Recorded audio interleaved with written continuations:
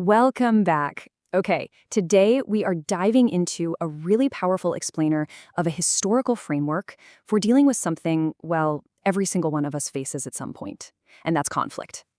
Specifically, we're going to look at a pretty amazing historical event that highlights Imam Musa al-Kazim's three kindness traits. It's essentially a masterclass in completely transforming hostility into absolute harmony. Right, picture this. It's a busy, crowded street in historical Medina. There's a man publicly and repeatedly insulting Imam Musa al-Kazim. Now, we're not talking about a quiet little disagreement here. This is a full-on barrage of hostility. Naturally, the people around the Imam, his companions, they get instantly upset. They want to jump in and demand immediate retaliation to stop this guy right then and there. And honestly, who can blame them? It is total human nature to want to strike back when you're attacked, right? Our first instinct is immediate retaliation just to shut the hostility down. It's kind of the baseline for how most of us want to handle conflict. But now, what's really interesting about this next part is the massive contrast in decision-making. On one side, we have that totally understandable human instinct for immediate anger and retaliation. But on the other side, we have the Imam's response: calmness and a direct visit. Instead of matching the aggressor's hostile energy or, letting his companions attack back right there in the streets, Imam Musa al-Kazim chooses a totally different path. He executes a massive pattern interrupt. No fighting, no yelling, just a complete pivot.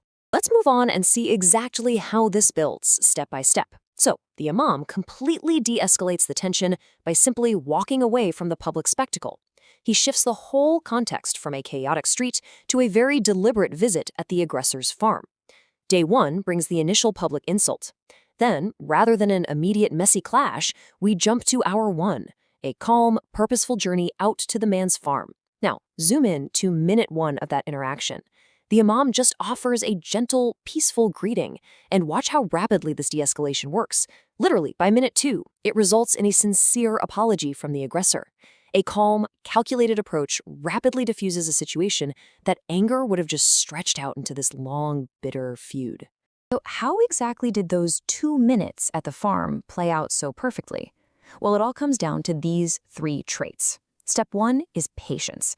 The Imam demonstrates this by completely refusing to react in the heat of the moment, choosing instead to take that calm journey out to the farm. Step two is kindness.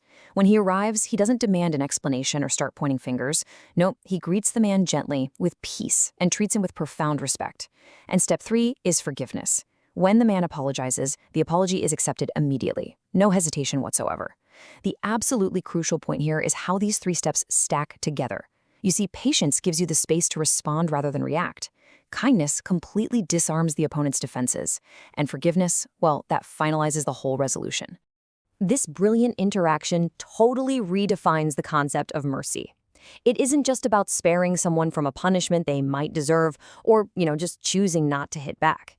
Actually, true mercy is actively showing unexpected respect and gentleness to an aggressor. Put yourself in that guy's shoes for a second. Imagine being the man on the farm.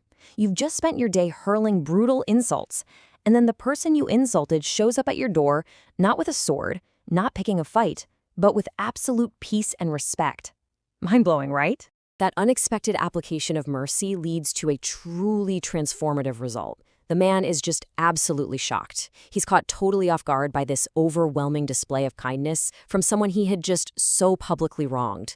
The sheer contrast between his own harsh insults and the Imam's gentle respect, it completely breaks his hostility. He becomes deeply ashamed of his own behavior.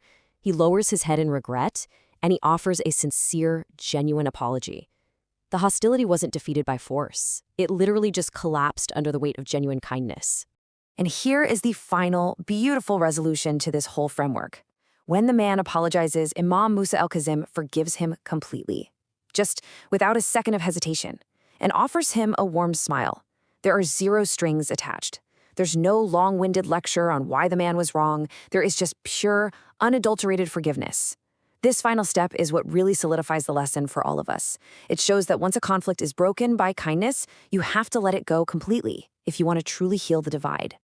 Which brings us to our final takeaway. The greatest victory is not defeating your enemy. It's changing a heart through patience, kindness, and forgiveness. So the next time you're facing hostility, whether it's a random insult, a heated argument, or just a really tense situation, ask yourself, are you just trying to win an argument, or are you actually trying to win a heart?